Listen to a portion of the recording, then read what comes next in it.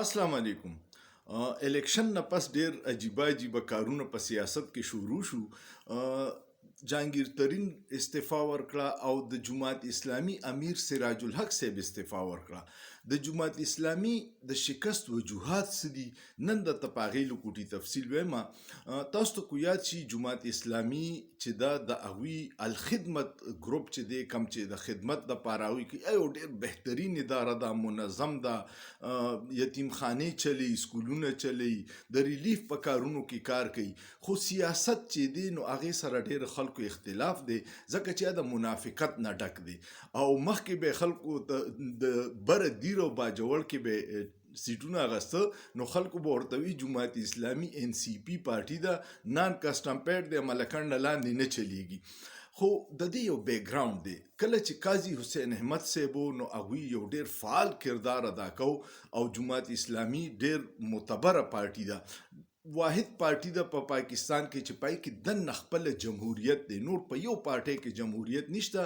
جماعت اسلامي کې هر سړی د هغې امیر کیدی شي چې په هغې کې اهلیت دي.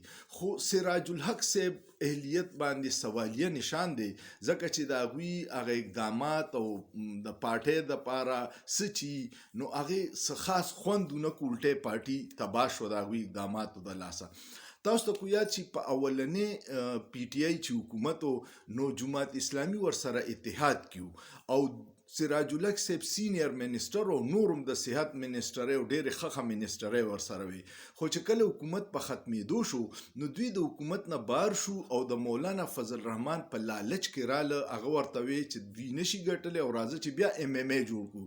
نو سراج الحق په دغه ورځو کې په پی ټی آی شدید تنقید وکړو چې کم حکومت کې څلور کاله په خپله شامل او بیا یې تنقید شروع کړو چې د حکومت هیڅ کارکردګي نه ده. ماته یو بیان یاد شي مال اوس هم خندا راځي چې عمران خان بیلین ټری سونامي شروع کړی و او سراج الحق سے بوله فند ورکو مانیټرینګ به کو چې حکومت نه بیل شو نو بیا وی چې کہاں ہے درخت مجھے تو کہیں نظر نہیں آ رہا، ما ته خو چرته ونې ښکاره نه شوې.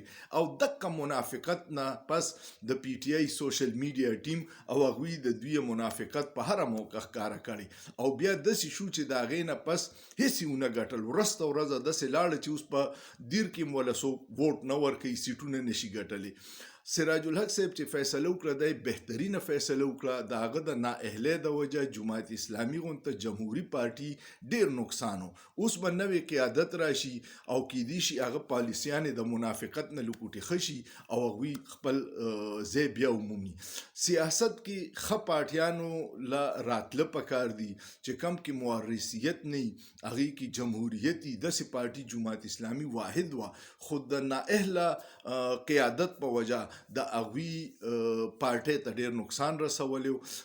زه په خپله ریلیف کارونو کې چې به کله مونږ له چا فنډز راولیږل نو ما چې به څه ډونیشن واخیستو ما به الخدمت والا له ورکو ځکه چې د هغوی باندې د خلکو اعتبار و. خو په سیاست باندې اعتبار نشته، د چا ورسره اختلاف و. دا یې ډېر ښه وکړه چې اوس نوې خون به راشي او نوې قیادت جماعت اسلامي له ضروري دی چې هغوی د نوې تقاضو سره خپل سیاست وکړي او د عوامو خدمت وکړي. امید لرم ستاسو به ویډیو خوښه شوي. سوچ به وکړئ، په سوچ کې څه ګناه نشته.